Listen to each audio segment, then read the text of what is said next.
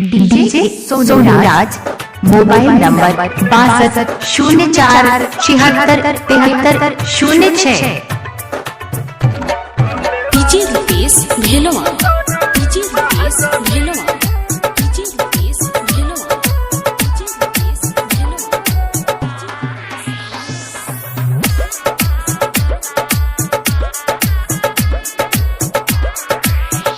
दिल टूट गई जिंदगी भइल बोझा जी, कोनो रहुए बताई उपाय बोझा जी। ये बोझा जी अरे सुनी ना, दिल टूट गई जिंदगी भइल बोझा जी, कोनो रहुए बताई उपाय बोझा जी। बाटे प्यार के नशा उतार दे, पढ़ के लमहिया दे दिना तो भूले वाला मंतर मार दी। पढ़ के लमहिया दे दिना तो भूले वाला मंतर मार दी। ये बोझा जी mix by DJ Sonuraj Gopalganj. DJ Rupesh Bhelwa, DJ Rupesh Bhelwa, DJ Rupesh Bhelwa, DJ Rupesh Bhelwa. DJ Sonuraj आवता याद बड़ी बेवफा सनम के, भूल नहीं पावता निधि हलू जखम के। आवता याद बड़ी बेवफा सनम के, भूल नहीं पावता निधि हलू जखम के। करी कुछ ऐसन विसार दे, पढ़ के लमहिया दे दिना तो भूले वाला मंतर मार दी।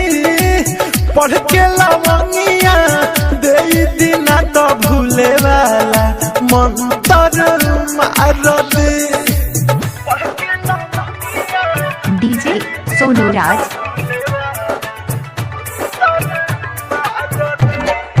DJ Rupesh Bhelwa, DJ Rupesh Bhelwa, DJ Rupesh Bhelwa, DJ Rupesh Bhelwa.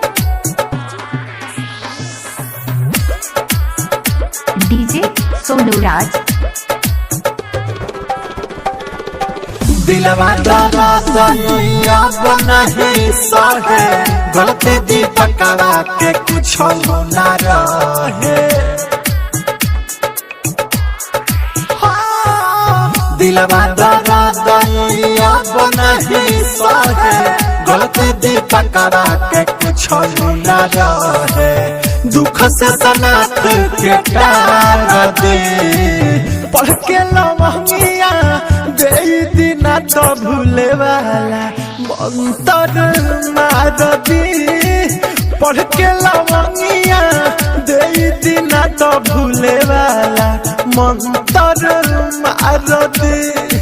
ये बोझा जी अरे सुनी ना, दिल टूट गई जिंदगी भइल बोझा जी, कोनो रहुए बताई उपाय बोझा जी। बाटे प्यार के नशा उतार दे, पढ़ के लमहिया दे दिना तो भूले वाला मंतर मार दी। पढ़ के लमहिया दे दिना तो भूले वाला मंतर सोनूराज मार दी। Mobile number 6204767306।